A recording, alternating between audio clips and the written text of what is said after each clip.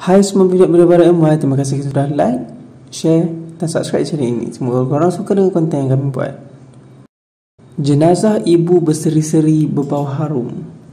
Dipetik dari sumber BH Online. Sebelum ini, arwah ibu mencemburui kisah jemaah yang meninggal dunia atau mati syahid di Mekah, dan tidak sangka dia pulang kepada Pencipta selepas pulang mengerjakan umrah. Kata guru tadika Muhammad Nur Iqmal Ahmad di Felda Lok Heng, Kota Tinggi, Johor.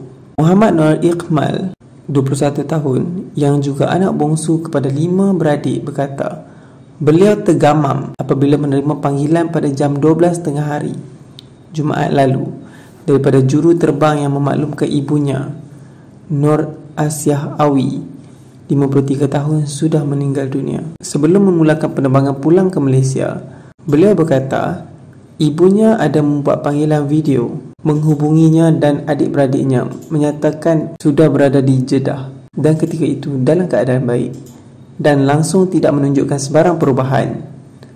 Ibu ceria dan sempat menunjukkan beg yang berisi baju kotornya kepada kakak dan memberitahu dia akan pulang serta meminta semua anaknya berkumpul di rumah. Tidak sangka ia menjadi petanda ibu mahu meninggalkan kami, dan memang semua kami berkumpul mengurus pengebumian arwah ibu pada jam 11 malam pada Sabtu lalu. Katanya ketika dihubungi di sini hari ini. Sehari sebelum menerima berita sedih itu, Muhammad Nur Iqmal berkata kucing kesayangan ibunya mati secara tiba-tiba dan beliau bermimpi ibunya berpakaian putih dan menyatakan ingin pergi jauh.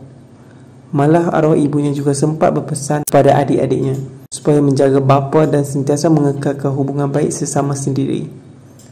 Saya tidak dapat melupakan sajian disediakan arwah ibu ketika sambutan hari lahir pada 6 Mei lalu, iaitu rendang, dan arwah juga menyatakan mahu berkumpul bersama semua anak pada Aidil Adha.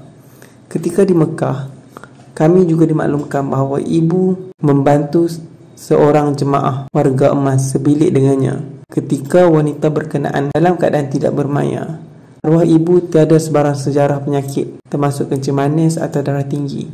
Tidak disangka dia yang aktif sepanjang masa dan gemar bersenam akhirnya meninggalkan kami semua, katanya. Muhammad Nur Iqmal berkata ketika mengurus jenazah ibunya, wajah arwah juga didapati dalam keadaan berseri-seri, tersenyum dan berbau harum. Perjalanan terakhirnya adalah senang dan dalam keadaan seperti yang diimpikan, dan itu selepas hajatnya mengerjakan umrah bersama abah tertunai. Kita berdoa semoga roh arwah ditempatkan di dalam kalangan orang yang beriman dan ibu tenang di sana, katanya. Media Barat MY mendoakan semoga roh Allah Yarhamah ditempatkan di kalangan para nabi, syuhada dan golongan beriman. Amin. Apa reaksi korang semua? Jom kongsi dalam komen di bawah. Jangan lupa like, share dan subscribe channel Media Barat MY.